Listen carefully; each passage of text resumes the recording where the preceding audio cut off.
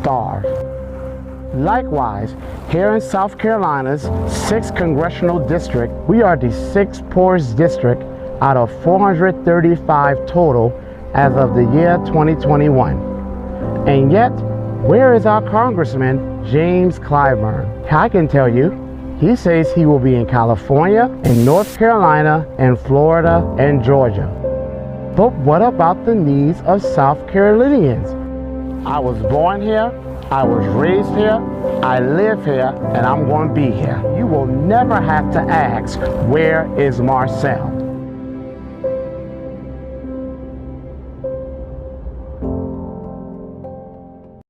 I know my parents loved me, stand behind me come what may. I know now that I'm ready, yeah, for I finally heard him say, it's a different world, ooh, than where you come from.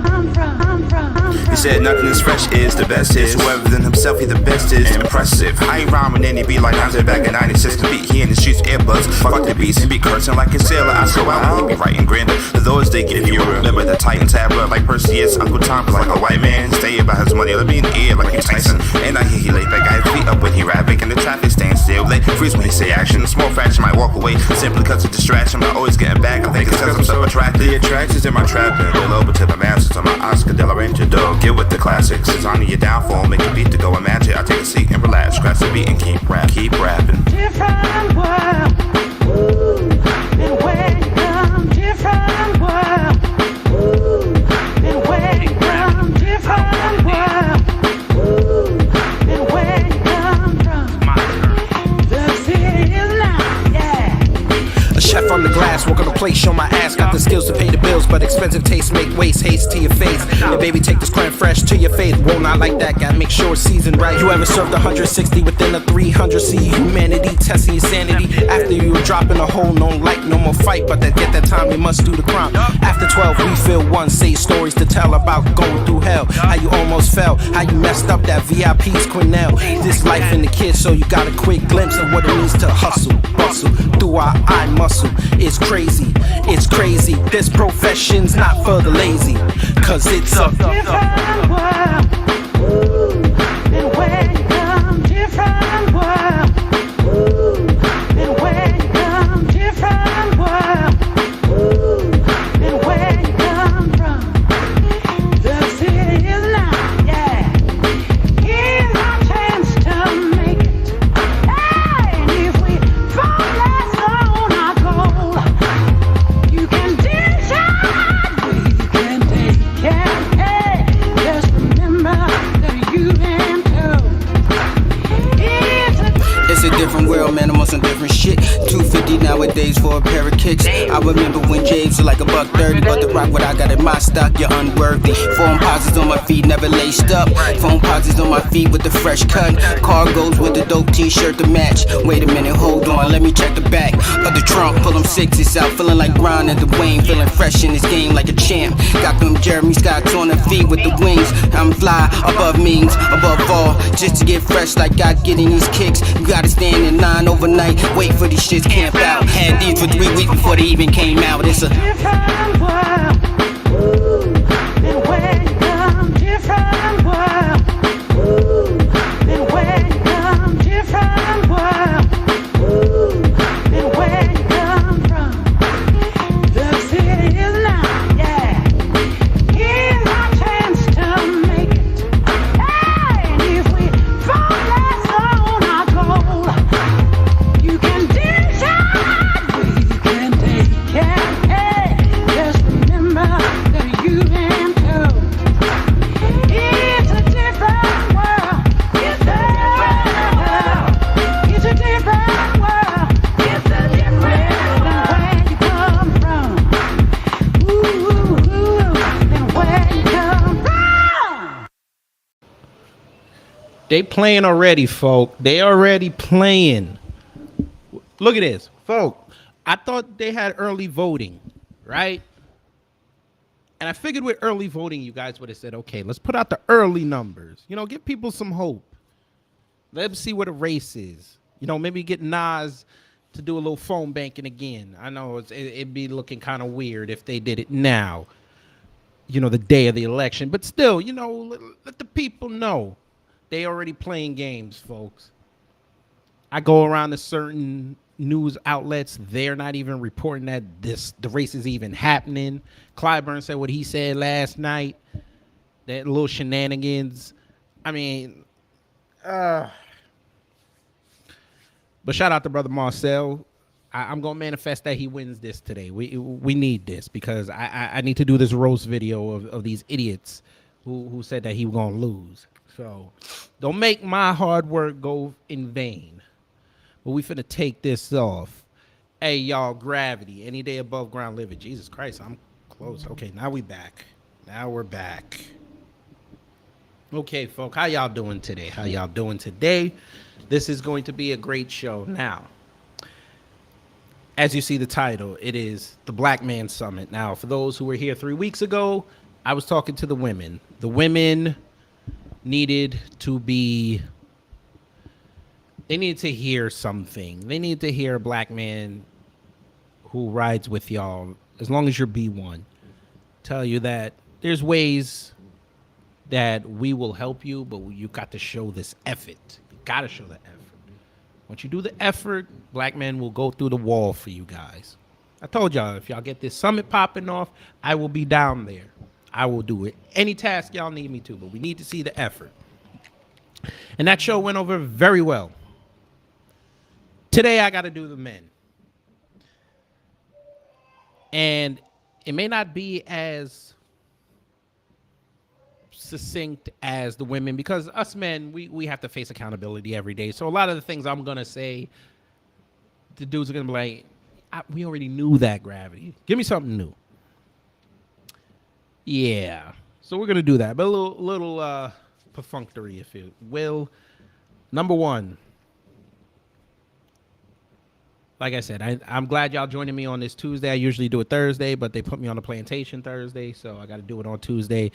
And tomorrow is my wedding anniversary and my daughter's birthday, so I will not be anywhere in the vicinity of online, except maybe putting up a picture, putting her over. But it depends on how it goes. It depends on how it goes. But that's one thing. Number two, I am, after this show, I take a little break, and I'm going to do my Twitter space at, I think I put it for 6:30, about the non-FBAs, where we can't be involved in the FBA reparations talk unless we're allies. So yeah, that's going to be a hot button topic, but I'm going to have fun with that. So I think, yeah, I believe that's at 6:30. So I'm going to be doing a lot of talking today, but these conversations are going to be necessary.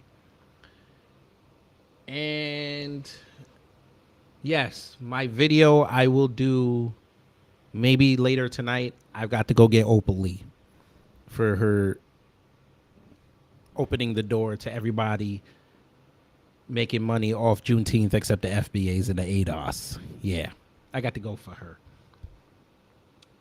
But let's begin, folks. Let's begin the show. Oh, yes. And also, I can't believe I forgot about this. Sunday night, or Sunday evening, there will be another Twitter space by yours truly for the black fathers out there. The black fathers have got to have their shine. It's Father's Day. It's Juneteenth.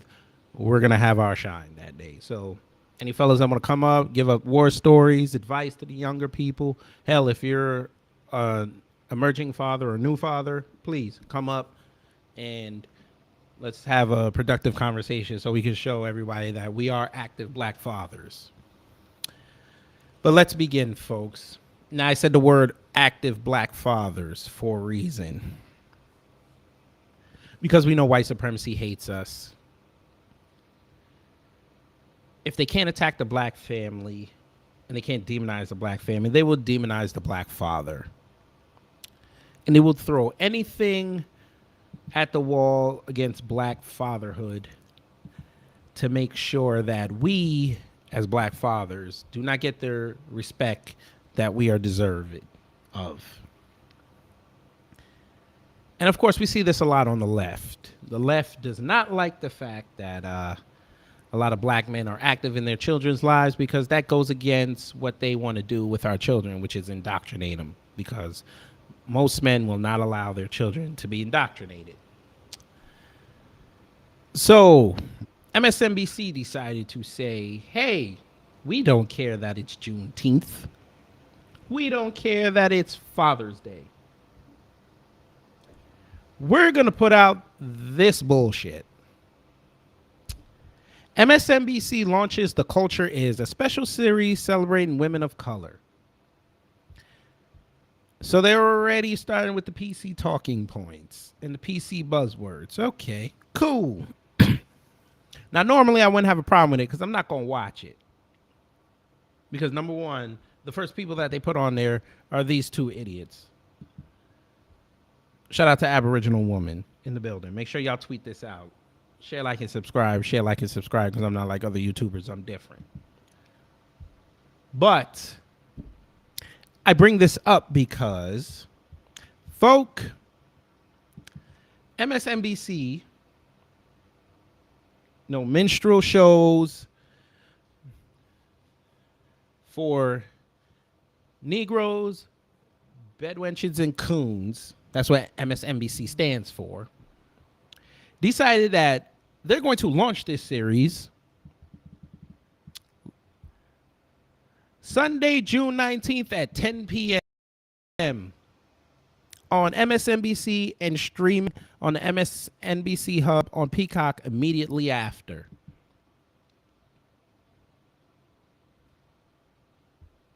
So on Father's Day, you're going to put out a show that says The Culture Is Black Women on Father's Day. Have I got this right? I think I got this right. I was reading above grade level every year in school. So I think I have this right. MSNBC decides to put out this show. Premiere episode, Black Women. They put it out on Father's Day. Because apparently Father's Day ends at 9:59 p.m. every year.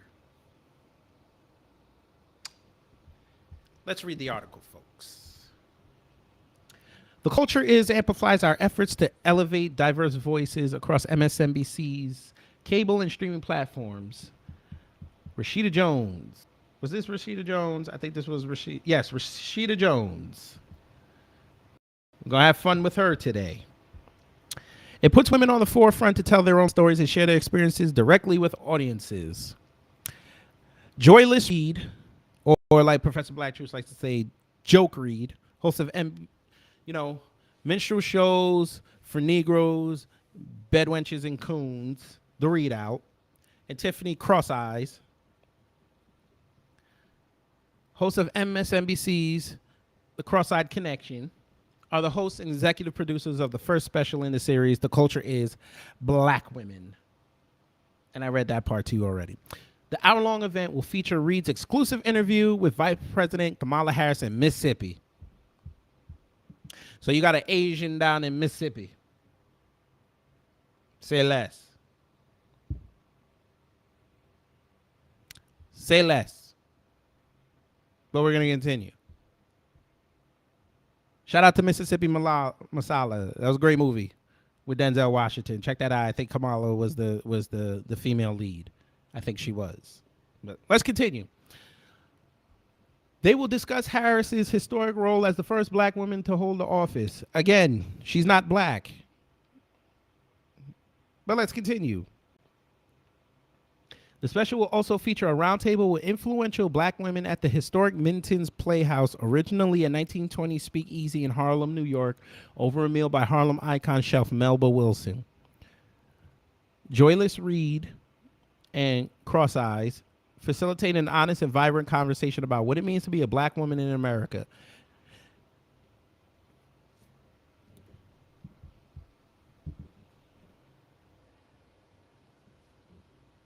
Reed and Cross facilitate an honest and vibrant conversation about what it means to be a black woman in America. I'm sorry, folks. I'm choosing violence today. When were these women ever black? or understand the black female experience in America. I mean, somebody just got to explain this to me. They not on the ground, folks. They not out here. They not out here got to deal with the AAPI and the nail salons and their food stores. They're not out there doing that. They're not out here with the grassroots trying to fight for equal pays and all that. They're not out here doing that. How can you really sit up there and say you're going to talk about what it means to be a black woman in America when you're making six figures on TV pushing white supremacist talking points? Explain that to me. Matter of fact, explain to me how you guys are on TV trying to explain what a black woman in America is and nobody respects your opinions. At this point, if y'all gonna say something like that, you might as well make Candace Owens be part of this panel. I'm just saying. Get Amala Ekpanobi on there too. Get the Coontress, shout out to Torian Rain, and get Baby Coon. Get them both on there. That'd be a hell of a conversation. I would actually watch that. If they said Joy Reid and Tiffany Cross were sitting across the table eating, I just love, and here's another part I got to go with. I just love the fact that they're going to Harlem for a meal when the majority of black women are down in the South. Y'all couldn't take this to Jackson, Mississippi, the day she interviewed Kamala in Mississippi. Hell, y'all could have went 2.5 hours away and gone to Atlanta. There's plenty of black females down here that cook in Atlanta. But y'all stayed in New York. I would say why, but I'm not going to say why. I'm going to leave that one alone. But would y'all like to hear who's on this dais? It's a venerable who's who of Coontresses. Ryan Michelle Bath, actress and producer, star of NBC's The Endgame. She has said some questionable things, which we will bring up later. Tarana Burke, enough said. Tyrannosaurus Burke is on this panel. Lord.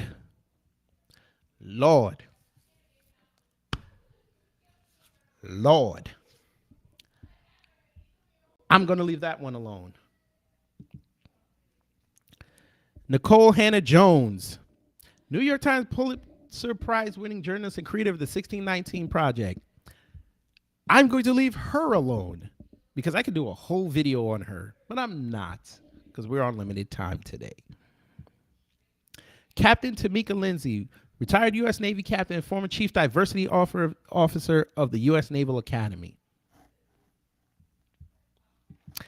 I've already said on this channel many times what I think about diversity positions.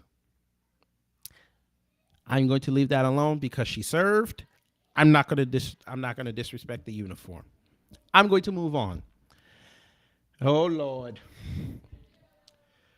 Representative Ayanna Pressley of the 7th District of Massachusetts. Oh Lord. Over under, folks. Before that program ends, she mentions Will Smith slapping Chris Rock and how it affected Jada. I will put $10 down on that she said that. Maria Taylor. I'm going to leave you alone, man, because I have been seriously contemplating doing a video on you, but I'm not going to do it anymore. But you're irrelevant. We're going to keep going. Robin Thede, another irrelevant woman who thought that they could get a show on HBO and it would be successful because she's a woman of color. Yet, come to find out that black people not only did not watch it, we did not retweet any of this stuff. We only saw it when black progressives tried to put it up and realized it wasn't funny, or white liberals. So, yeah, nah. Tamika Tremaglio, the National Basketball Players Association Executive Director. So I guess y'all couldn't get Chris Paul. Say less. But I forgot this is about women. So y'all couldn't get Christina Paul, because it's Cliff, Chris, and Christina. But okay, fine. Whatever. And Chef Melba Wilson, restaurateur and author. Okay. Throughout the revelatory dinner, guests shared personal stories and experiences, including sportscaster Maria Taylor, who for the first time described her departure from ESPN. Here we go. So she's going to snitch on film. Say less. Let's see. This special gives the gifts of eavesdropping on the authentic conversation that happens when Black women gather and tap into the deep sisterhood that exists just by virtue of our birthright shared lived experience, Cross said. Oh, Lord. So they word salarying the hell out of this. Let me read this again, folks. This special gives the gift of eavesdropping on the authentic conversation that happens when Black women gather and tap into the deep sisterhood that exists just by virtue of our birthright and shared lived experience. Dude, she sounds like Oswald Bates from In Living Color. That's the first thing I thought of when I read this. This is Oswald Bates. My man. What the hell did she just say, folks? She learned well from old Kamami. Say a whole lot of stuff, saying nothing. It's a unique window for the curious and a celebratory reflection for the familiar. We see you, we understand you, we love you because we are you. Okay. So now you went from word salad, Kamala, to we speak your name, Oprah. What are you talking about?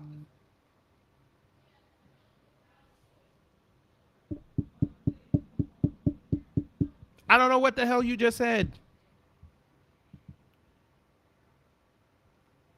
All I got from this paragraph, folks, is we gonna drop the T, folks. And this is for all Black women. She might as well have just said that. It would have been a lot easier to digest.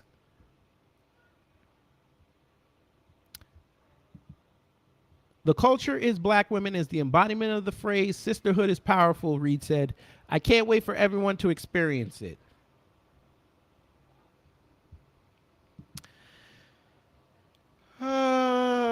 Okay, let's see who got in here before I get the roasting.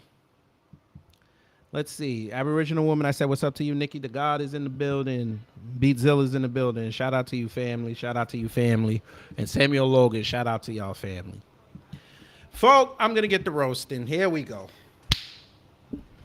Okay, so like I said before, folks, if y'all just tuning in. So MSNBC decides on Father's Day, they are going to make the rules, and Father's Day ends at 9:59 p.m.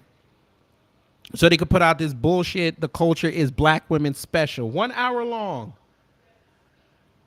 with all the venerable who's who of contresses that are on TV and in social media. Yeah. Okay, let's get the chop in this fable. First off, now y'all read who was on that day, so you already know these were all approved Negroes. But I wanted y'all to pay particular attention to Maria Taylor, because I have a sneaky suspicion she's going to be the highlight of this. Because everybody knows, goddamn, NBC and ESPN been going at each other's neck for years. So this is going to be NBC's one shot to take a shot at Disney. So I want y'all to understand what I'm about to tell you. They're going to use a Black woman to take a shot at the mouse.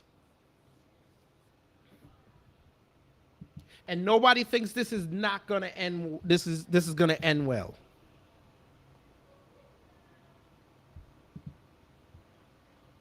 Shout out to RuPaul.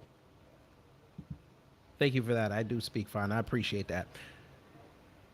We don't think this is going to end well. Who in the chat thinks this is going to end well? I will put out a bold prediction, folks. This, because further down in this article, they're doing not only Black women, they're doing Latinas, What was it? Latinas, AAPI, and it was somebody else. I think it might have been Kamala people, Kamami's people. Right. They have the culture is Latina, the culture is AAPI women, and the culture is indigenous women. Okay. I guarantee you, once all four are done, the black women one is gonna have the worst ratings.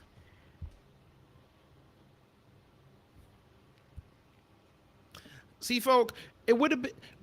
We wouldn't even have cared. I wouldn't even be doing this story if they did not lead off with black women on Father's Day. That was a shot at black fathers.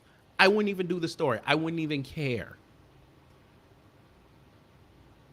But you have two hosts that have said many a bad word about black men. And on your dais, you have Tarana Burke, enough said. How many bad words she said about black men? Robin Thede, go look up what she said. Boy, it's okay though, folks. It's okay. It's fine. It's fine. Not even mad. Not even mad. Y'all can have that. That ain't even what I'm mad at. Shout out to Arsenal, the Rebel.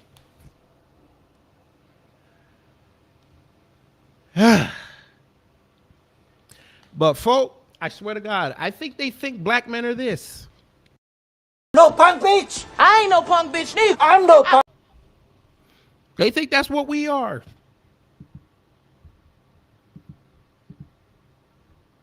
They really think this. Shout out to RG Titan. Salute to you too. Samuel Logan, we are as men are damned with that lineup. It's okay, brother. We not even this mad. Brothers, this is why I said today, this is our summit. Don't be upset at this. How Jason Black always says it, this is good. Again, you've heard me on this show many a time on my platform. I'd rather deal with the bigot I know than the racist I don't. It applies to women as well. I want you to let out all your feelings on us. So when it does happen to you and you need our help, we're just going to put it up and say, listen, this is you on the Summit Jam screen. You can recant this all you want. We already made our decision the day you said it. This is good. Have your fun. Have your fun. You know Tyrannosaurus Burke, she's still pissed off that she ain't get to go at black men the way she really wanted to. And I'm sure they'll bring up Bill Cosby somewhere in there, but that's okay. It's okay. Black men, put our heads down, and we got to keep fighting the fight. It's okay. We're going to move on. Let's give some... That's fine, Rupal. That is fine. Black men. Again, you know how hard it is for us to be black fathers? It's tough. It's very, very tough. But what's even tougher is to have people digest the fact that, yes, we are great black fathers. It's even harder to digest for them to acknowledge that we are the most active fathers in the country, even though them damn divestors would love to tell us that's a lie, until we bring out articles like this. CDC, January 2nd, 2018. Black men better fathers than white men. Oh, yes, they did this back in 2013, folks. I don't want to see you, Mr. White Man. They say 35. Okay, Mr. White Man, you got to go. Thank you. 35% of white fathers who don't live with their children do not eat meals with their children, while only 31% of black fathers who don't live with their children avoid meals with them. Yes, sir. We love eating with our kids. We don't like it when they don't eat our food. But when we get the grill working, they love our food again. And you could just appreciate the fact and the look when your kid tells you, hey, daddy, you cook better than mommy. We live for that look, do we not? Oh, yes, we do. But let's keep going. 70% of black fathers help their children use the toilet, while only 60% of white fathers do.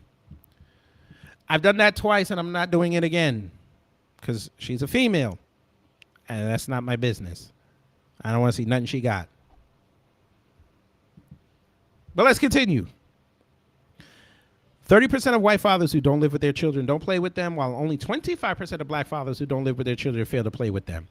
We've seen many of the videos, folks, on Instagram, black fathers playing with their children. And what ends up happening, folks? That's right. When they see us playing with our children, they say we're being too rough. They say, oh, that's, he's doing something nefarious. They say, oh, must be his weekend with the kid or the children. They say anything they want to say about us. But they can't deny the fact. And even the white supremacists have said it, when your father is in your life, you tend to do better. Crazy Black Star, be one to you. Be one to you.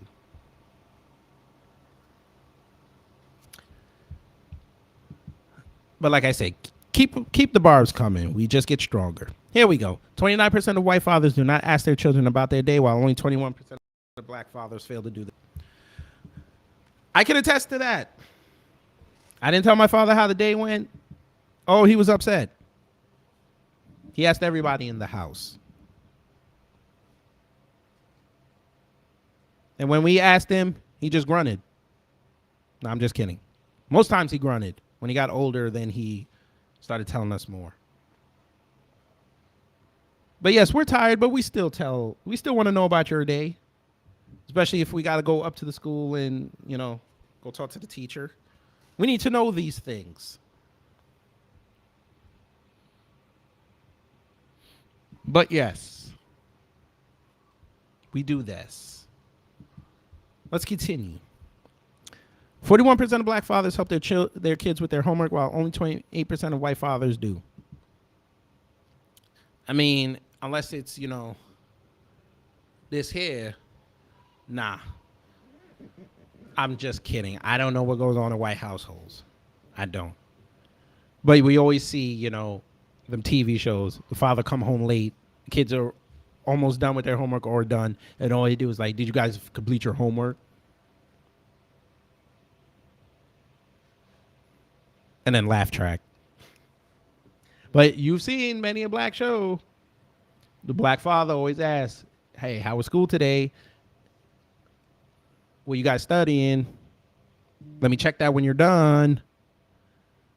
And then there's some plot. But yes, we have to take, because we understand that can't have a dumb black kid outside. Can't have that. And then they wrote, to put it bluntly, there is a crisis in the white community. It's the elephant in the room. Now, black folks, I need y'all to strap in because we're about to have some fun.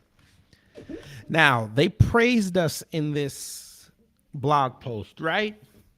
But you can't leave well enough alone now, can you? Who's ready to strap in? Who's ready? Who's ready for this?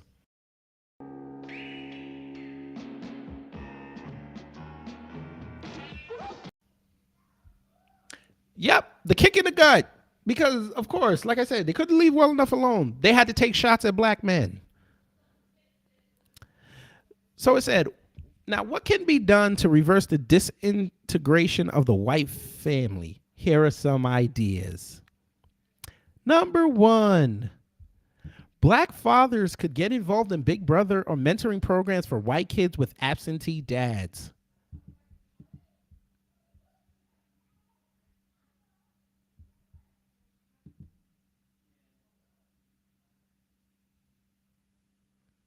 I had to maximize myself just so y'all can look at my face when I read that.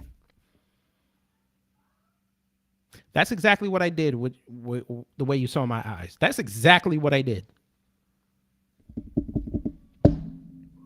Thank you, some chick named Star. F on out of here. We have enough black kids outside that have no mentorships. They have nobody male to look up to.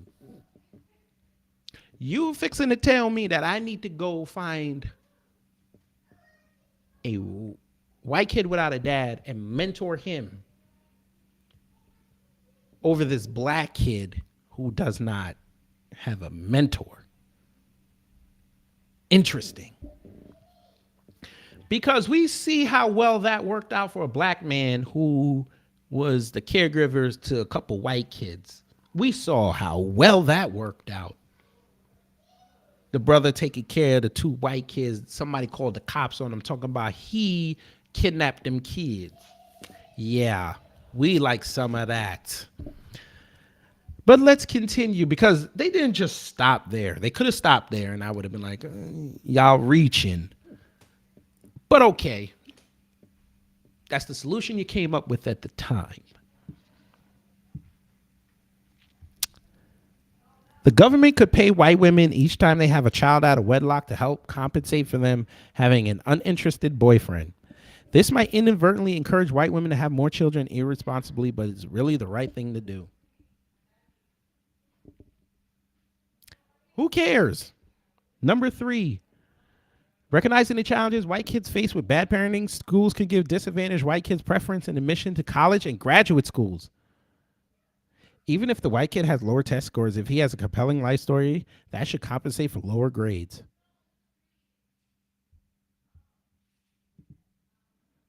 I maximize me again. So you basically just took white kids and just put their thing over black kids, because you basically just described black children. Black children have bad parenting. Schools should be giving disadvantaged white kids preference in admission to college or graduate schools. But we know they don't do that consistently. Even if the white kid even if the black kid has lower test scores, if he has a compelling life story, they should compensate for lower grades. Well, folks, if that's the case, then every child in Chicago, South and West Side should be going to college.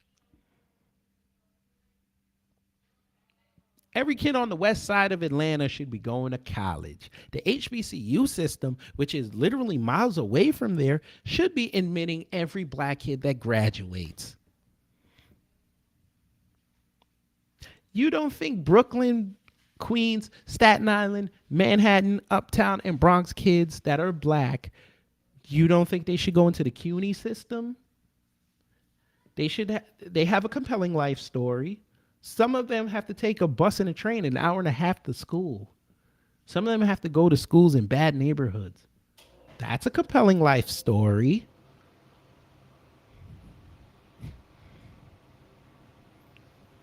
No, why think that? I love number 4, by the way. The government should establish branches that seek out white people from disadvantaged backgrounds for preferences in hiring for jobs. The government could become an employer of last resort for white people from broken homes whom no one else wants to hire.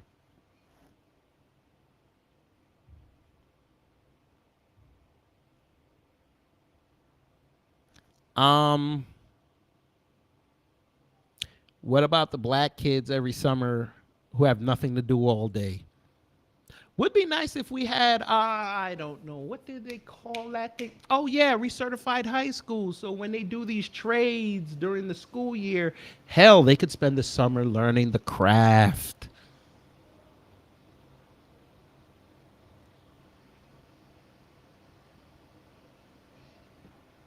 I'm sorry. Hell, a kid does auto tech all year.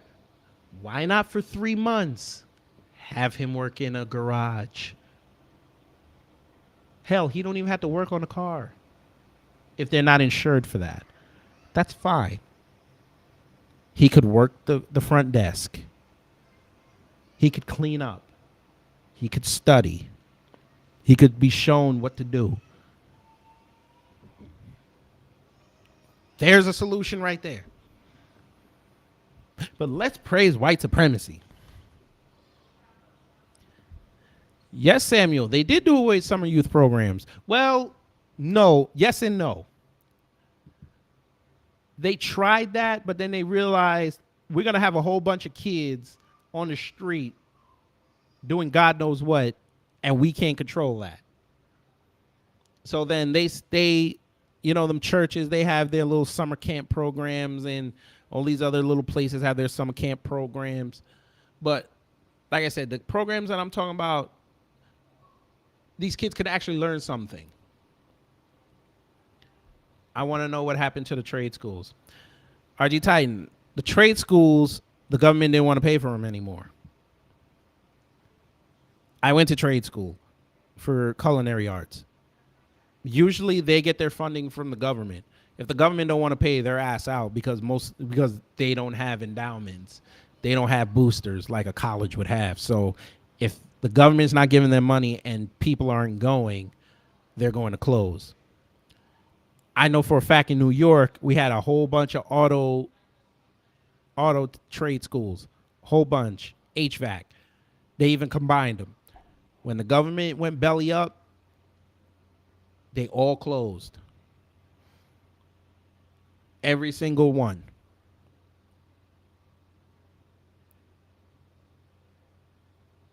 A lot of these trade schools, they got a nice little surplus shot in the arm thanks to that nursing boom back in the 90s and the early 2000s. So they made a lot of money pushing them programs, but that's all you would see them push. Like when you see their advertisements, always some nurse. It's always nursing first, and then you have business management and everything else under it. But then again, now that nursing is starting to go down, because especially with what's going on, these people don't want to go into that environment because they heard the horror stories. So now all those nursing schools are going to go out, and all those other schools are going to start going out.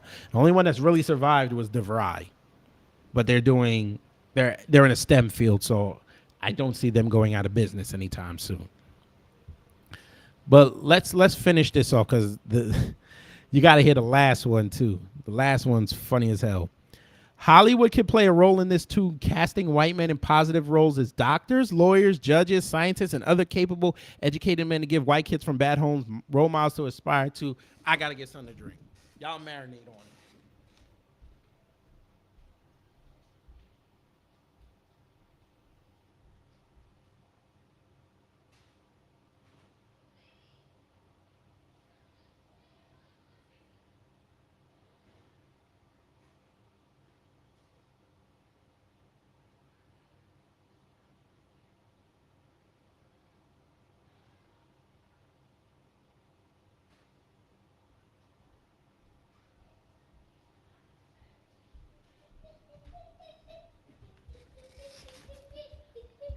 Give me the line.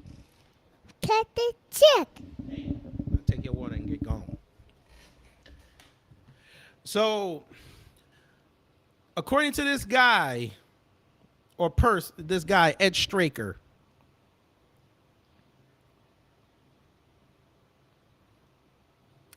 white men have never been put in a role of a doctor, a lawyer, a judge, a scientist, or capable, educated men. I missed this. I've been on Earth for 36 years. I've never seen this, according to them. I didn't see The West Wing. I did not see this. I did not see Scandal. Yes, Crazy Black Star, except my wife is home, so she's taking care of that. But back to the show. I didn't see The West Wing. I didn't see House of Cards. I didn't see Law and Order. I didn't see The Practice. I didn't see shows like The Incredible Hulk. I didn't see shows like The Office.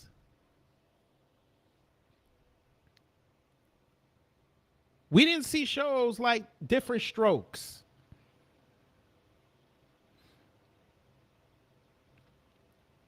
We didn't see shows like The Jeffersons with the Willises. The man worked his way all the way up to the top floor of the publishing company. We didn't see this. We didn't see the countless amount of movies where white men were in positions of power. Deliverance Anyone. And that was white on white crime, by the way. Shout out to Sarah Gonzalez. Doogie Howser. Thank you, Samuel Logan. Doogie Howser. A teenager who was a doctor.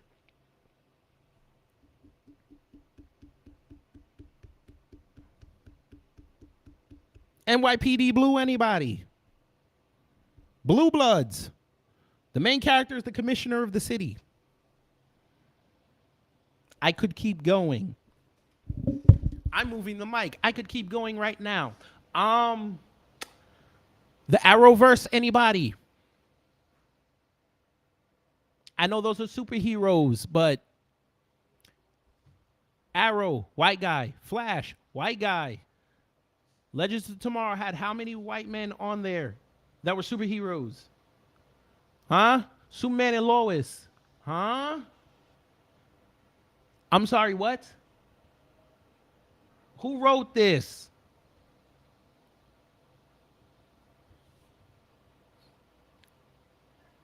Explain this to who wrote this?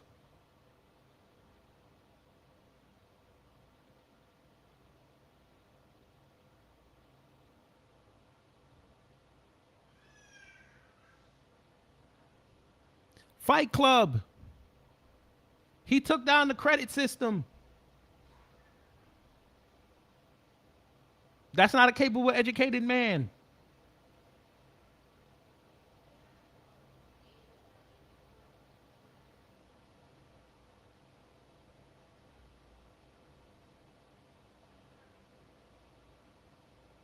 The Negotiator, great movie. Samuel L. Jackson, Kevin Spacey.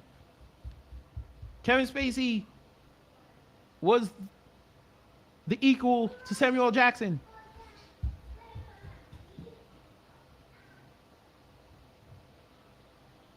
Every goddamn Steven Seagal movie. I'm fucking with y'all on that last one. I was fucking around. Blackout for Network in the building. Who wrote this? But yet black folk get the drug dealers, the scam artists, the criminals, police, corrupted police. We got The Wire, folks. But who is the lead in The Wire, folks? Dominic West. When you say The Wire, who's the first name you see? Mick Nolte. Then you may say Omar. But that show was built around Mick Nolte. Oz was built around McManus. I could go down the list all day. So for him to write this was stupid.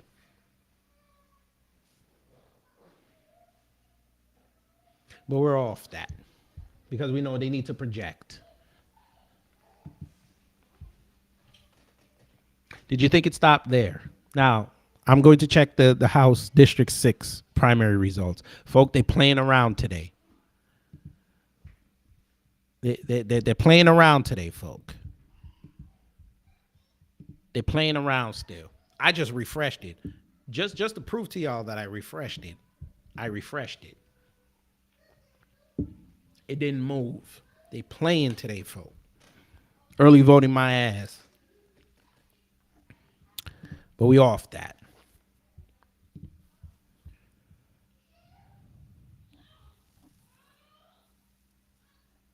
Who wants to get mad again?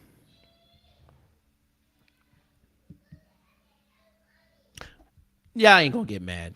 I'm actually gonna put black. We're actually gonna have fun now. Now, y'all know me in the history with this city. Afro Elite knows. New York, Chicago have a rivalry, but I have to applaud Chicago on this. Film Animation RB1.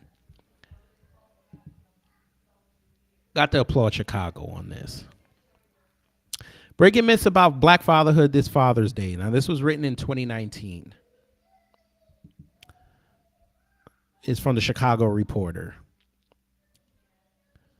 So we see a black father teaching his son how to walk. That's what's up.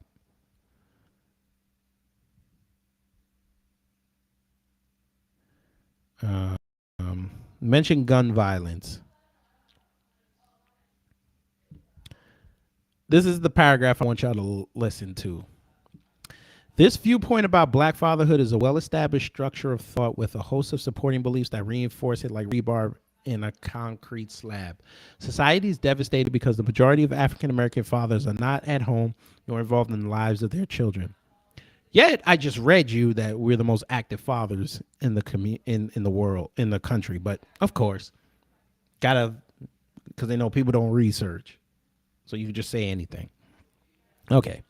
The solution, therefore, is for black men to return to their responsibilities. These statements are stereotypes, fabrications, and completely wrong. And the impact of these thoughts is girded in the foundations of American society, from systems of education to access to employment to incarceration.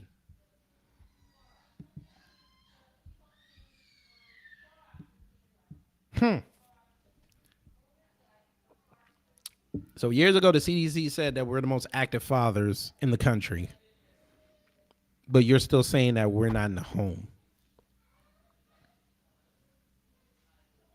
But then when we go ask for these kids, we got to go to the Middle Earth, get the ring, bring it back, go to court, just to get a court date for y'all to listen.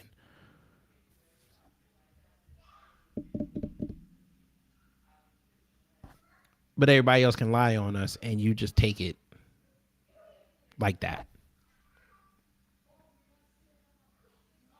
We've seen many a black man do things for their kids and try to be in their kids' lives, and we have to document everything. Every interaction, every screenshot, every email, every text, to prove to the world that we're the best at what we're doing. But the rest of the world can say 2 sentences negative about us, and the whole world believes it.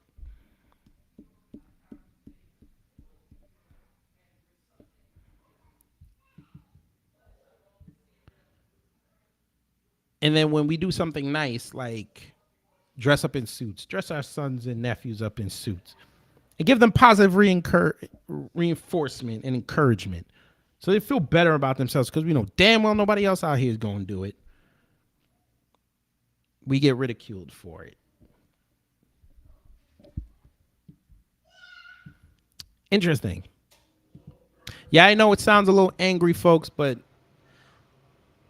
it always seems to happen around Father's Day. That's where most of the vitriol comes in, because they know this is the one day where you can't exclude any father. They've tried it many years. They tried to demonize Father's Day, then they tried to say, okay, happy Father's Day, Mom.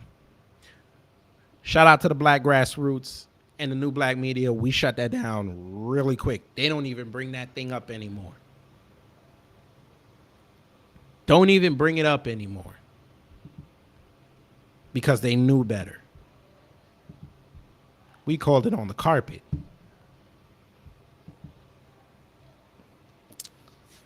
But folks, before I really start talking to the black men, one more article. Now, we were taught in the new black media, you look at everything, no matter the site, because white supremacy always puts what they're really thinking in a place where you don't expect them to say it. So I was doing research for this Black Fathers article, and guess what I found? In the most unlikeliest of places, folks, I found an article on the Federalist of all websites. Shout out to Professor Black Truth. The Federalist, two women actually wrote this to say, to truly reduce racial disparities, we must acknowledge Black fathers matter.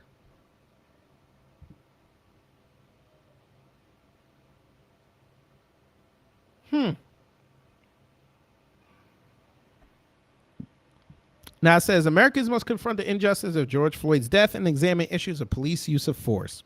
We should review sentencing guidelines and revisit qualified immunity. We must never dismiss the generational effects of slavery and Jim Crow. We must also acknowledge that racism is not primarily responsible for the struggles of the Black community. Fatherlessness is. Don't take our word for it. Here's what Black leaders have to say. The top 3 biggest problems facing the Black community: lack of fathers in the home, lack of fathers in the home, lack of fathers in the home. I don't think I want to know who the Black leaders you asked. You should have went to the Black grassroots. You would have gotten a decent meal and the truth. That's not the 3. Yes, lack of fathers is a big problem, but also the police and lack of resources.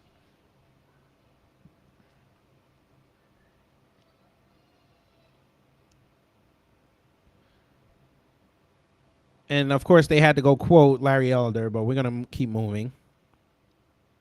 Activist and Blexic founder Kuntris Owens declares the biggest issue facing Black America is father absence. She must have had some seasoned food that day. She must have found a nice Tennessee-style recipe from some Black woman and had a good meal that day for her to say that.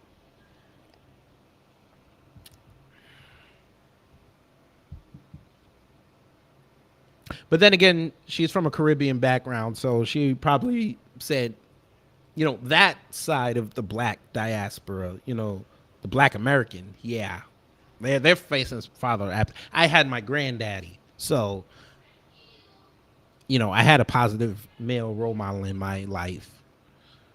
But them niggas over there, nah.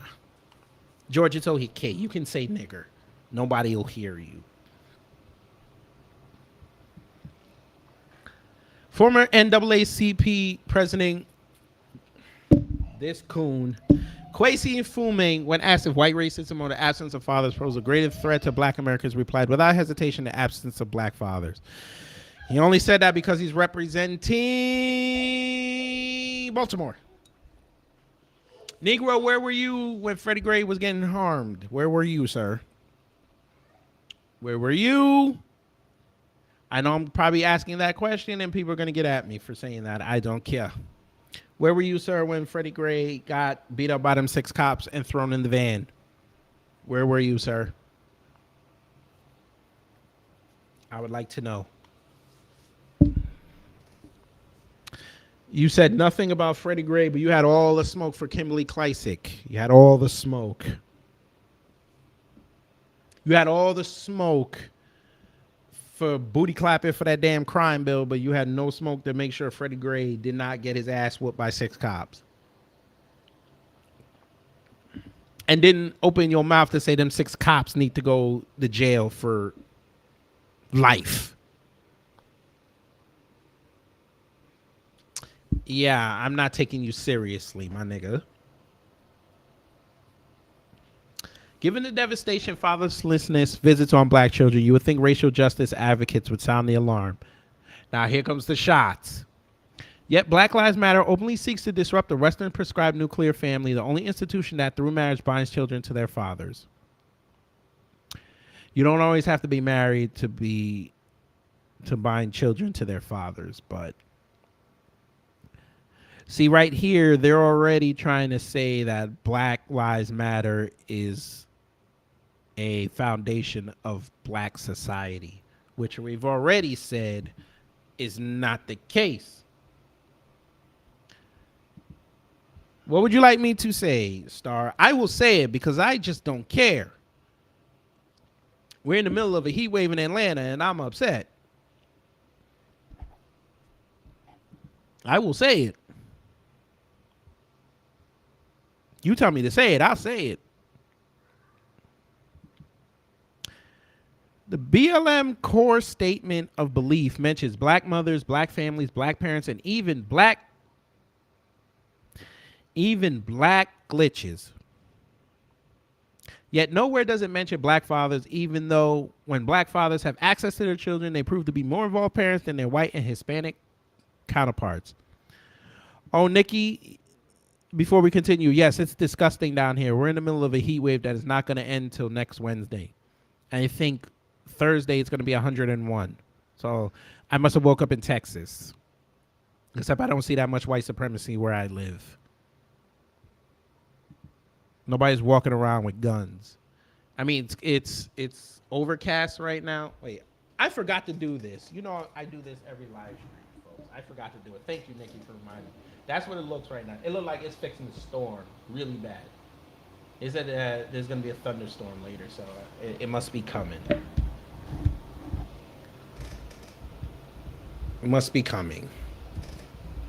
Oh, Lord, I locked my light off. Okay. Oh, okay. Ew, I don't like that orange one. There we go. Yeah, so, yeah, it's probably going to be a bad thunderstorm, which means my luck, a goddamn water bug is going to show up somewhere. So, got to keep my eye out for that, but that's okay. Let's continue. Now they're going to tell us what kids need. The three staples of children's social and emotional diet are their mother's love, their father's love, and stability. When children are raised by their married parents, they have daily access to all three. Again, your parents don't have to be married. They just have to be together. These needs have nothing to do with a child's race, and the absence of one or more of these critical staples make children emotionally malnourished and more likely to struggle academically, suffer a host of behavioral and emotional challenges, become a teen parent, and be incarcerated. That's why marriage is a social justice issue for children.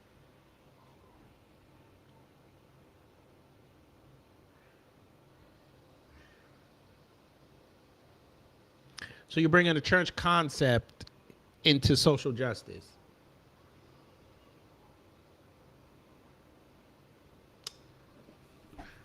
Okay. Now, this stat right here I think is bullshit. Only 17% of black kids make it to their high school graduation living exclusively with their married mother and father. Oh, the Tethers will love that stat. Tell the ladies to take off their wigs and throw them into the backseat of the car. Only when we have sex with y'all. I'm just kidding. Only 17% of black kids make it to their high school graduation living exclusively with their married mother and father. I think that stat is BS. Because if that's true, folks, then there's a lot less tethers than we thought there were.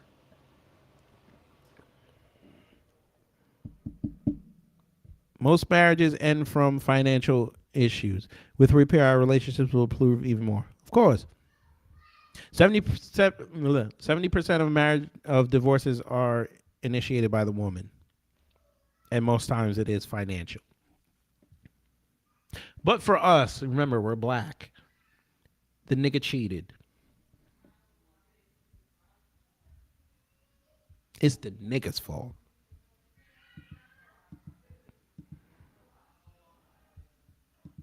But okay. That means 83% of black youth are suffering the loss of a parent or instability of split homes. That's an emotional starvation rate, an order of magnitude greater than any other racial group. I don't know what the hell you just said. Unsurprisingly, Minnesota, the epicenter of today's racial unrest, is located in the region of the country with the greatest disparity in racial marriage rates. Fatherless kids are hurting kids. Tupac penned of his childhood spent without a dad. Okay. So they took shots at Somalians. Go ahead. Does racism cause fatherlessness? Oh, Lord. I don't know. I feel like I'm getting into white supremacy territory. So we finna leave that. I'm finna leave that one alone. Cause they're I don't like where that was going. They trying to make us look like this.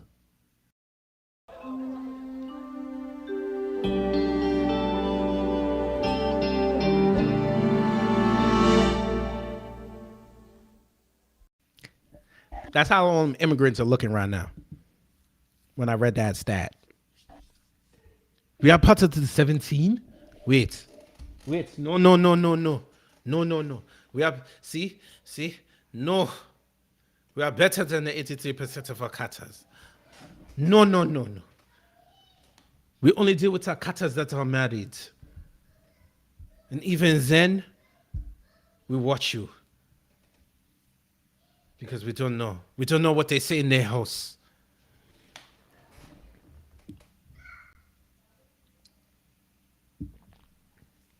Now, where's my fufu?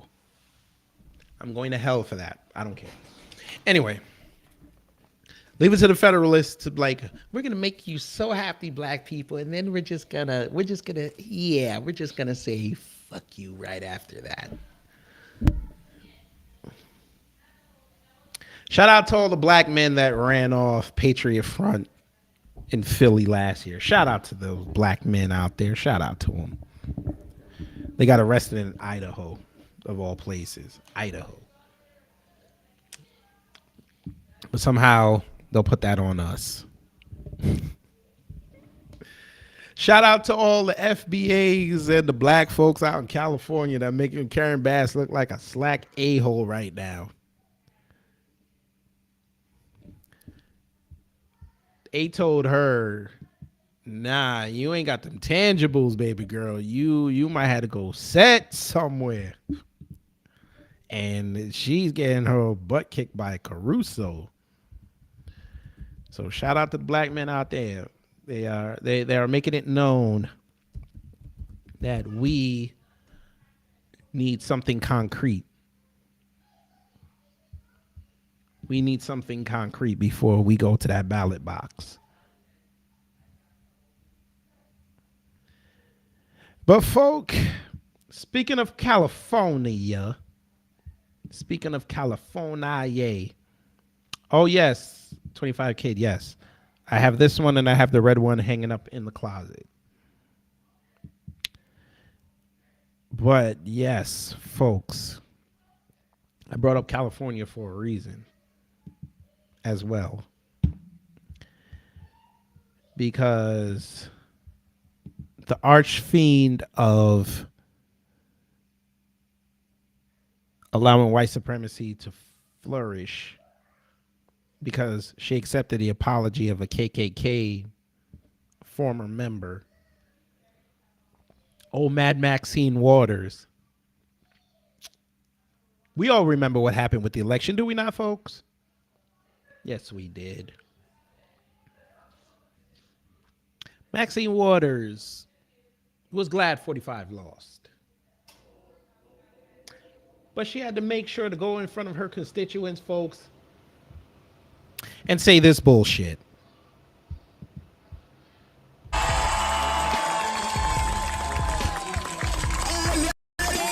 You have members of your cabinet that have been booed out of restaurants,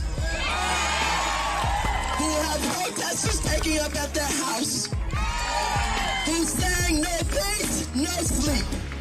No peace, no sleep.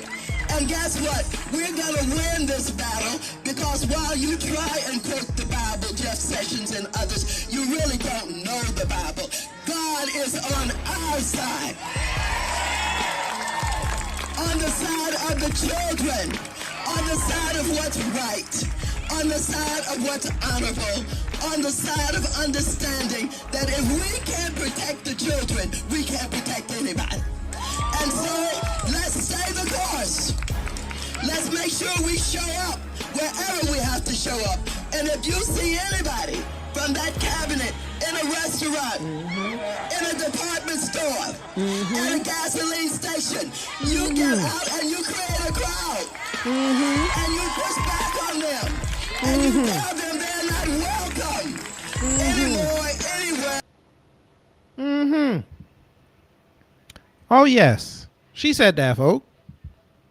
Support Trump, that they're going to realize some big sums of money that's going to come to them through some damn proposals that they're going to present, and they're going to be taken care of, and they're going to be able to manage all of this money. They are crazy. They're not going to get a dime from these people.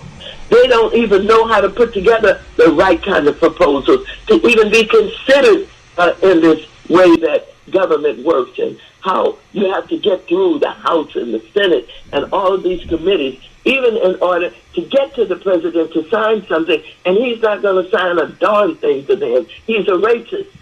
He does not have any appreciation for black people and black women in particular. He's talked about us so bad. He talked about John Lewis so bad. He talked about Cummings so bad. He has no respect for us. He's not doing anything for us. And for those black young men who think somehow they can align themselves with Trump, not only are they terribly mistaken, any of them showing their face, I will never, ever forgive them for undermining the possibility to help their own people and their own communities.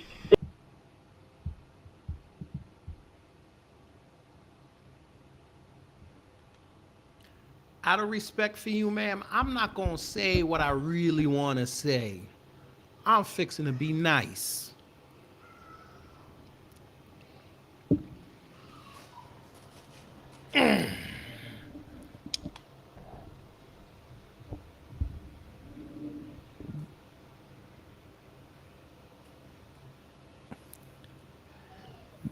Maxine Waters, look at my face. I voted for Trump. I'm younger than you. You are 1,445 years old. I tell a lie. I'm making you younger than you are. You're 1,619 years old. You were there when the first slave ship hit Jamestown, ma'am. I'm a mid-30s guy, and I voted for Trump. So I'm one of those young men that you're talking about. I don't give a shit if you ever forgive me for it. Because guess what? As I look at what's happened almost the last 18 months, I know I made the right decision. Because guess what? When he was in office, gas was under $2. When he was in office, I had an upward trajectory in my career. To the point that I could have maybe, if everything didn't go to hell, which, before I continue this, folks, I would like everybody to join me next week on Thursday. I'm going to be doing a special broadcast where I'm going to break down how this whole, Coffee Venereals thing was actually designed to, and I'm not going to tell y'all more than that because I will get in trouble on YouTube. But I'm going to warn y'all now, the show is not going to be on YouTube. This show will be, I think I'll probably do it on Rumble. I need to, yeah. So I'm going to put my Rumble and local stuff in the chat. Next week it's going to be there because I can't play it here because I know they'll shut my channel down for what I'm going to say. But back to old Mad Maxine. Ma'am, gas was under $2. Trump was bringing kids home. Black veterans were getting money. HBCUs were permanently funded. Black women were actually making way more money than they were under Obama. But of course, y'all never wanted to point that out because that would have made your man look bad. But okay. Yeah, less black men and women were killed by the cops under Trump. But of course, y'all only highlighted George Floyd and Breonna Taylor and said that those two people were the microcosm of everything that Trump is. Sorry, not microcosm, macrocosm. Youth use those two as political stunts to say that that man and the Republicans were racist. Now, are the Republicans racist? Most of them are. But the point is, they tried to demonize what the hell they represent because they stole Republicans from black people. So they're automatically the goddamn racist. And you guys are the ones, the abolitionists, who want to save my black ass. But I'm here 18 months later, and you really didn't save nothing. Because, hell, most people won't tell you, we didn't have these threats going on every other day that we're having domestically. Can't get fuel, food shortages are happening, babies can't even eat, folks, and we know a lot of women cannot breastfeed, so how are these babies eating? But then again, you got to go to the GMO food, but y'all don't want to talk about that. Interesting, because last I checked in doing research that kids who got breastfed actually are a lot smarter than people who were fed formula. But of course, y'all don't want to promote that, and that should be what y'all's command me, but of course, you don't want to promote that. She's more worried about being on a special with Joy Reid and talking about collard greens with Jim Clyburn. Collard greens, 2 bags worth, 2 bags. But that's what y'all are concerned with. Ma'am, let me keep talking to you, because evidently you got to keep talking to you because your dementia-ridden ass does not understand what goes on the street, because you'd rather kiss up to white supremacists. Okay, ma'am. Your district is in South Central. How has South Central progressed? Explain that to me. I don't know. South Central has not moved. Y'all are so worried about Trump because the cocksucker you put into office can't get the job done. And you know damn well this country won't vote for a mixed Asian chick who was born in Canada who identifies as white. There's one thing that there's a general consensus about America that we can all get along with. We don't like confused people. We're not for the confusion. You have seen over the course of this country's history what happens when you put confusion in the air. See, when you want to talk about everybody else, it's confusion. You want to make sure that you say what you want to say, but you got to appeal to this side. So you have to shoehorn it in somehow, but then come back around again. And then when you want to talk to everybody, you got to make sure that it's palpable for everybody else. But when it comes to the black men, oh, you were very direct, were you not? The young black men who voted for Trump, I will never forgive you. Ma'am, you better be lucky you still got that seat in November.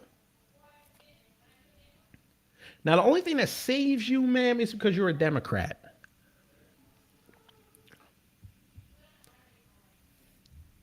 That's the only thing saving you right now. You're a Democrat in South Central, where a lot of those people are older people who have seen you since the 90s, and that's all they know. When John Collins went on the ballot, nobody wanted to vote for him because he had that R next to his name.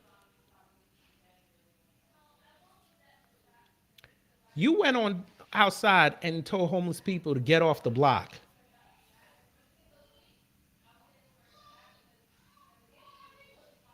But we know damn well what would happen if a bunch of grassroots black folks would have went to your house over there in Virginia. I'm sorry, not Virginia, over there in DC, and started doing our grassroots thing, doing the chanting and asking you to come outside and answer some questions. We know what would happen. You would call them same goddamn race soldiers that you talk about, oh, we got to defund. You would call them with the quickness. I tell a lie. You would call Capitol Police first. Then they tell you they can't do that because you're at home. So you got to call DC Metro. Then DC Metro gonna come. And we know all the history with DC Metro. We know them. Again, Maxine 1619 Waters. I voted for Trump. I don't care. I don't care if you're upset. I don't care if you never forgive me. You can kiss my ass. And you can kiss the ass of a lot of the black grassroots as well. You've done nothing for us, ma'am. How you create a hospital in 10 years it closes? And Cedars-Sinai been there since California was built.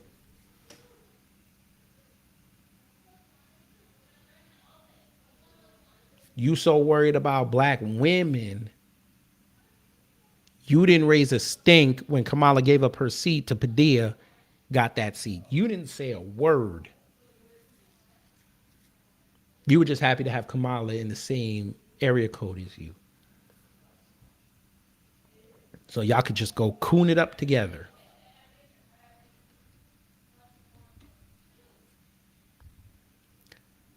For your sake, ma'am, you better have a change. You better have a change. I know you'll never get on code. We already know this. What I want you to do, ma'am, from me to you, is be quiet. Stay on your goddamn committees and do your thing. Hang on one second.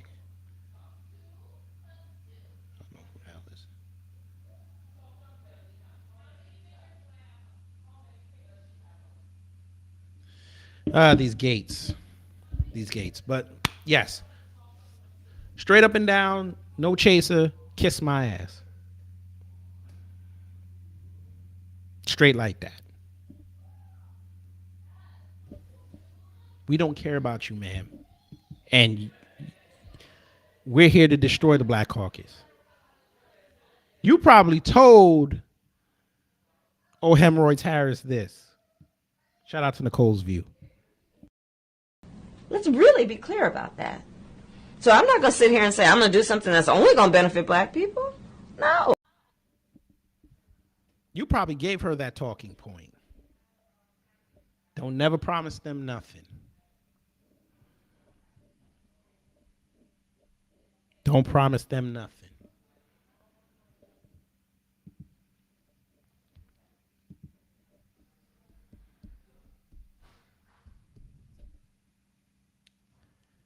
But today it's all about Brother Marcel.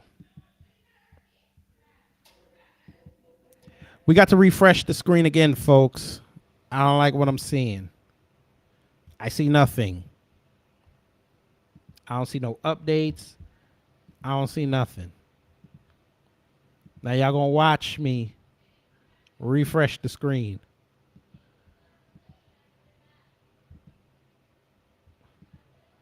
That shit still didn't move.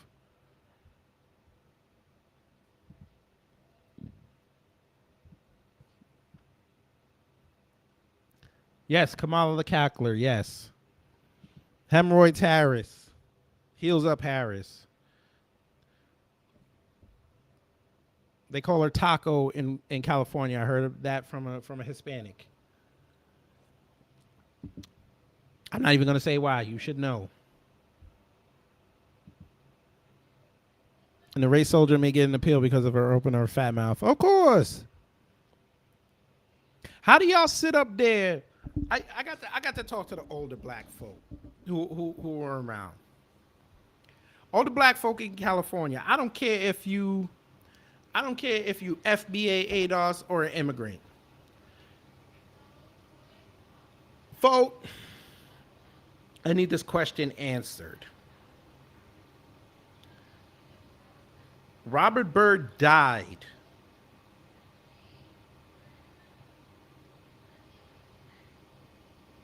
And she comes out and says he was one of my good friends because he apologized to me.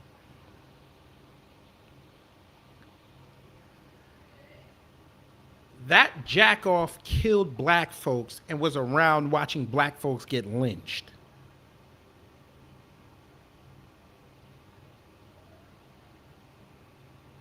You sat there knowing this man's history.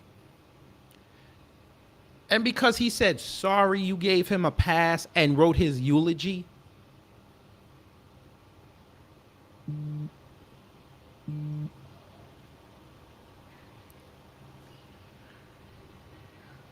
That's me. That's like me. No, I'm not even going to put me into it.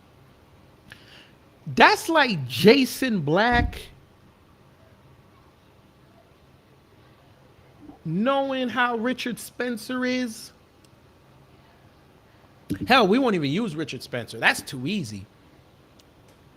That's like Jason Black writing the foreword for a David Duke book.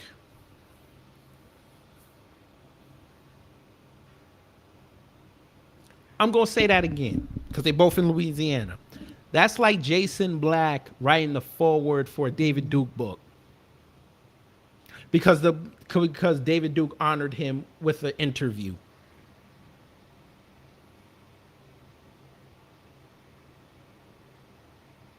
Whose credibility gets shot at that point?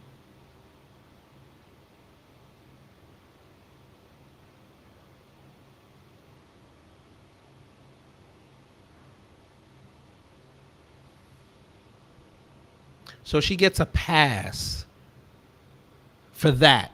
But we know damn well how we act when someone like Fakem or Candace or Mala or Diamond and Silk, even Kanye to a certain extent, when they start cooning, we give them the heat.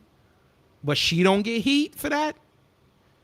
Y'all up there, I had niggas calling her Aunt Maxine, Auntie Maxine. What? So your auntie's a coon.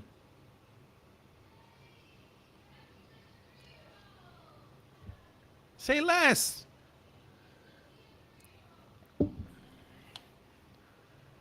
These niggas are strange today, folk. I understand it. B1 Society, I understand it. Niggas are strange. You niggas, I'm watching, hang on. I gotta say this, and I was really trying to avoid this, but this has to go with the theme of the show, Black Men Summit. I ain't talking about the B1s in here. But black men, you Negroes hear these male celebrities say some of the most outlandish shit possible. And y'all niggas don't check them because you like them. But somebody you don't like says some real shit. He got to go. I don't get this. Y'all letting Luke Campbell, y'all letting Uncle Luke get away with saying a lot of shit online and nobody's checking him on it. Y'all let this man say things that perk your ears up and then go back and say something contrarian to that the next day. And y'all don't check him on that. But then I see niggas putting up Charleston White videos talking about they gonna go kill this man. Y'all niggas gotta go pick a struggle, blood. I can't.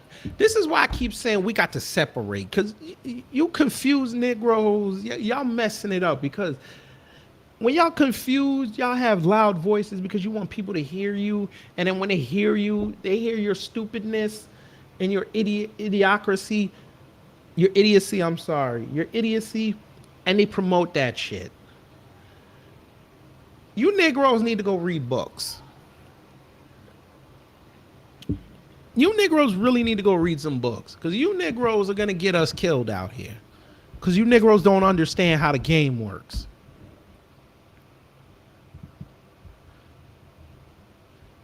Like, just like I said with the females, we need to have a summit.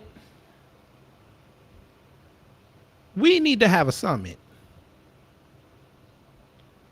There's a lot of off-code niggas out here.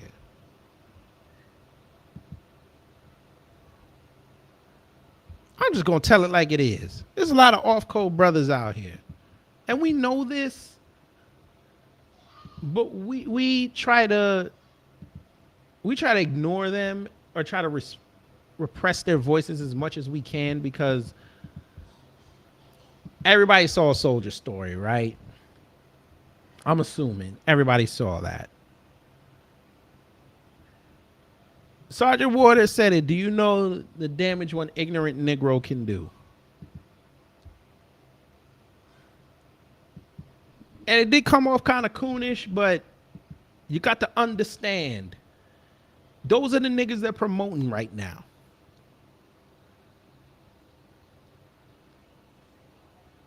That Young Thug situation is spelling the end for the black rapper.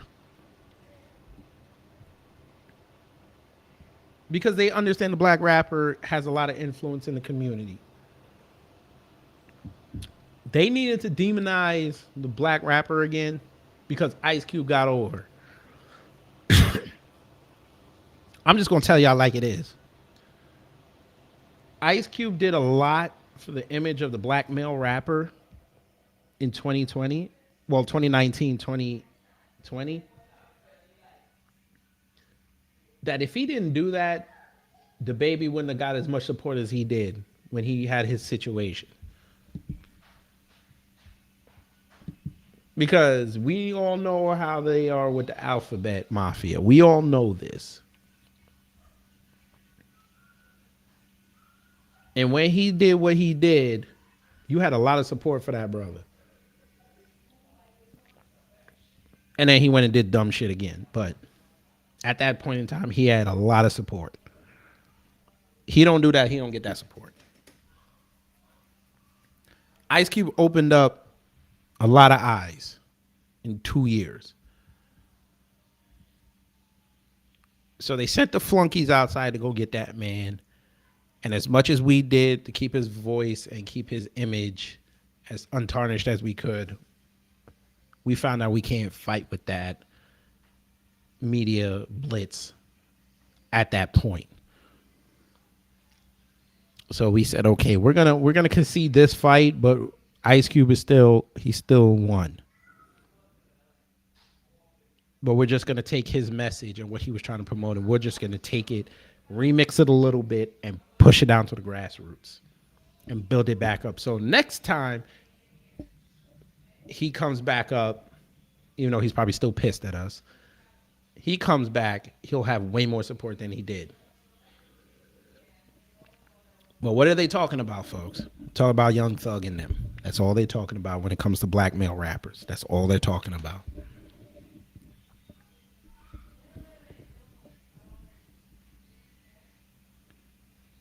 All they want to talk about is, oh, look at all these black male celebrities. Will Smith, he's slapping Chris Rock. You had that idiot Patrick Hawley talking about, why is Anthony Mackie hosting the Country Music Awards? Black people don't listen to country music. Oh, look at all these men in suits. What are they doing? Then you got the bedwenches coming outside talking. Biden taking shots at black men. Brothers, I think it's time for us to have a summit. I think we have to go somewhere and we have to sit down and really, really have this conversation. There's got to be harsh criticisms lodged. There's got to be harsh conversations had. We got to get these off-code brothers right, or at least test their temperature at the minimum. These brothers that are on the fence, we got to show them what it is and get them right. We need to do a lot. Just like I told the women, they're going to have to do a lot. We got a lot to do. We have to get in lockstep, because right now they're targeting us again. This whole election cycle right now is about black men. Marcel can disrupt Washington if he wins tonight. He wins tonight, Capitol is on fire. Because they know what's going to come.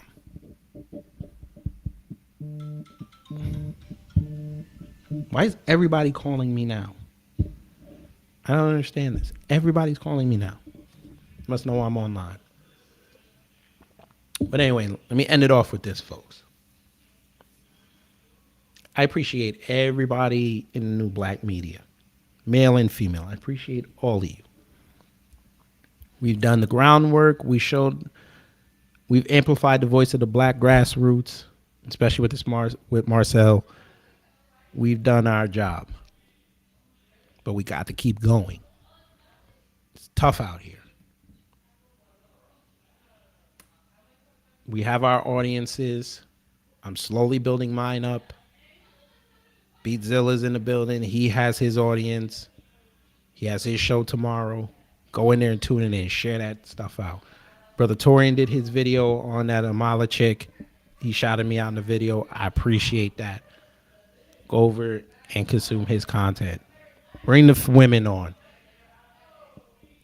Even those voices that are new black media that don't typically do double streams, work with them.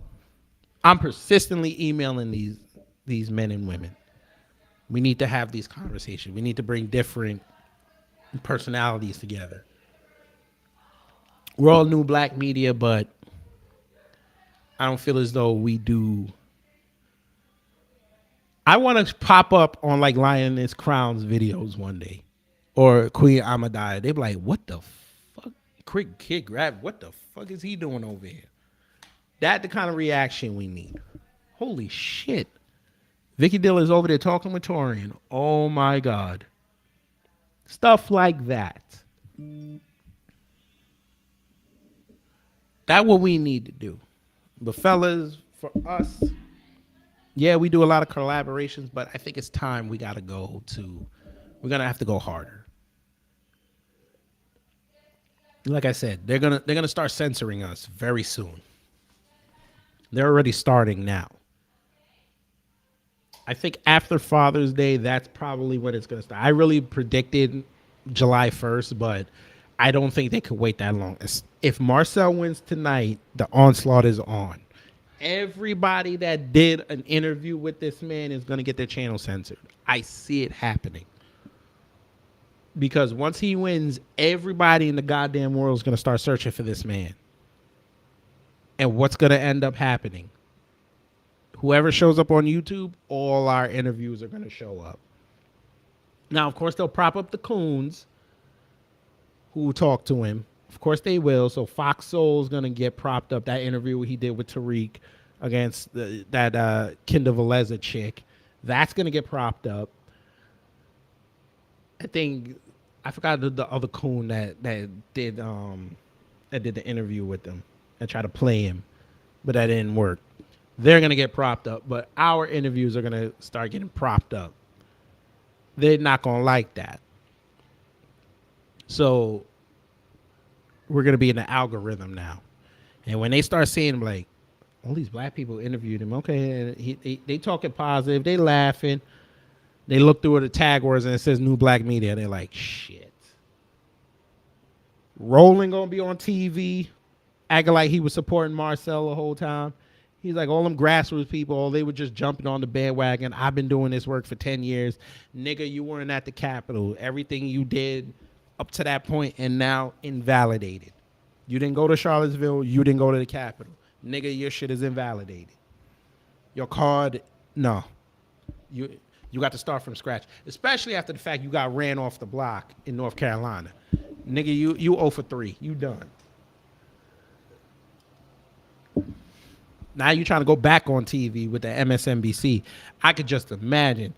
Now, if somehow Marcel should lose, you know what's going to happen. All these niggas are going to come on TV laughing. But then again, they didn't realize something, folks. Brother Marcel, win, lose, or draw, is the battering ram. He just gave us all the blueprint should we ever want to run for office, how to do it. And the number one rule is make sure you're visible. Make sure you're accessible. Marcel's probably the only politician on Twitter who will answer DMs and have conversations.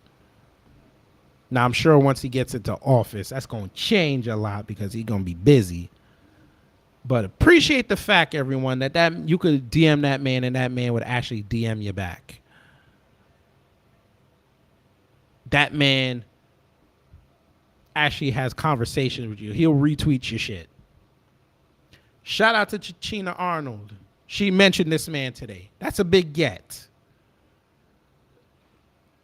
Because she's not really known for her politics, but that's a big get. That's how we got to do it, folks. We got to find the celebrities that are on code, the few and far between, and make sure they are pushing a B1 agenda.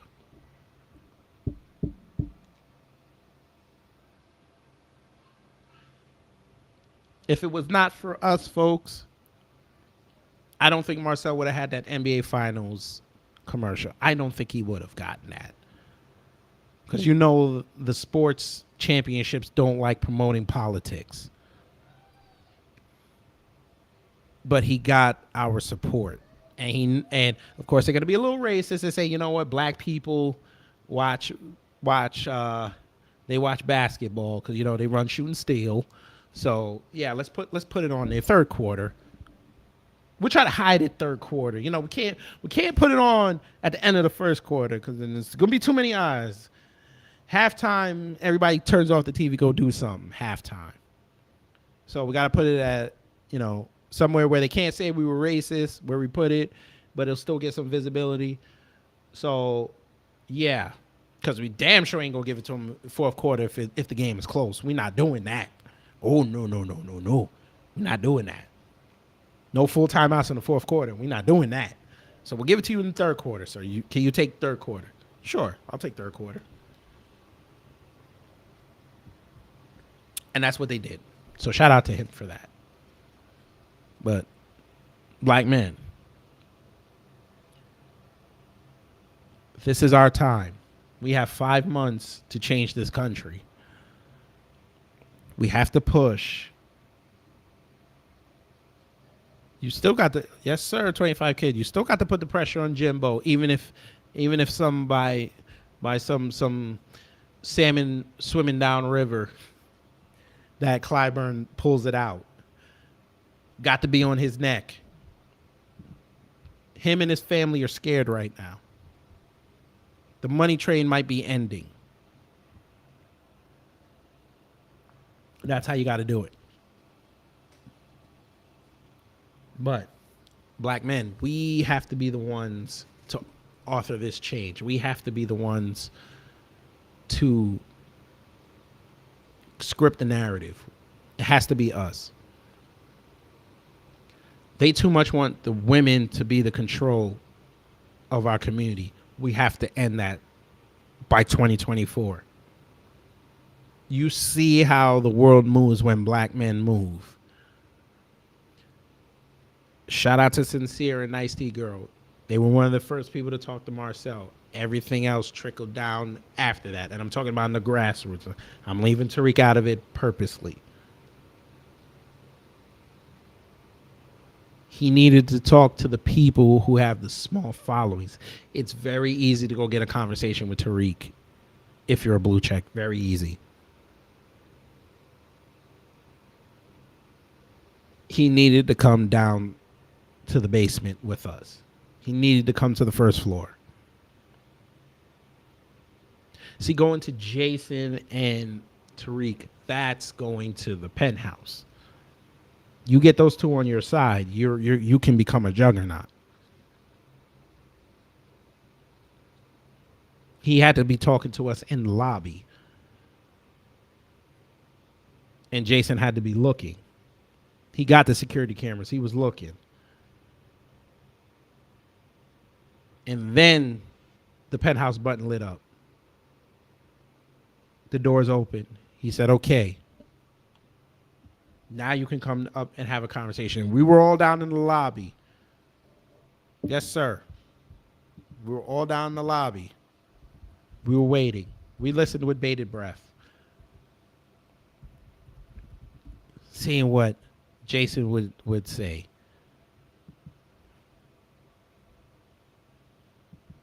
And we know it got a little contentious at the beginning. A little contentious. He wanted to see where we was at. Because, again, everybody could, say what they want to say. And he could come in and say, he might say something that Jason's like, you know what? Nah, I can't deal with you. Respect what you're doing, but I can't ride with it. But Marcel talked to us. He got the energy. He got the energy of the people. And he understands that we hold Jason to a higher respect. Most of us. So he went up to the penthouse, and we were down there. We were waiting. It looked like election night. And then what happened, folks? They got off. They got the chop of the fable.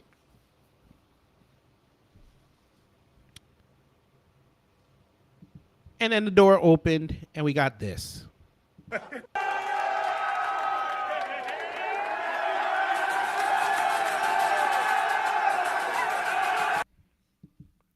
We got that, folks.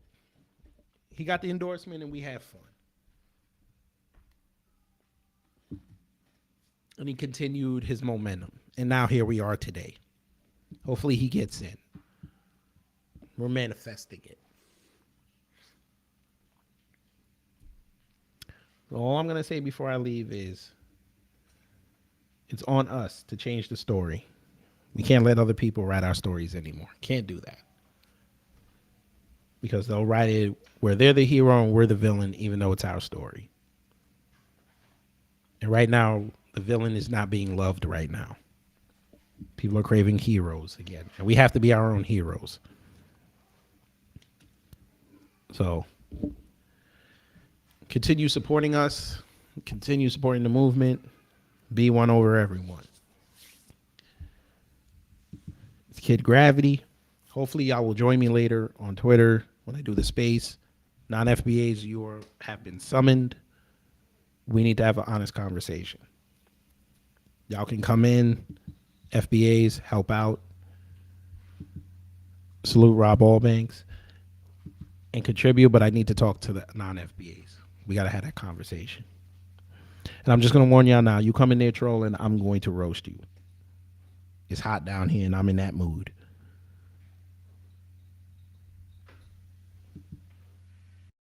Get that water. He about to get this work.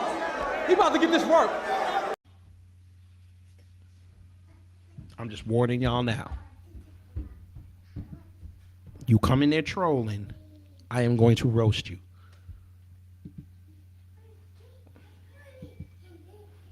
That's how y'all say peace, love, and reparations. Now before we go,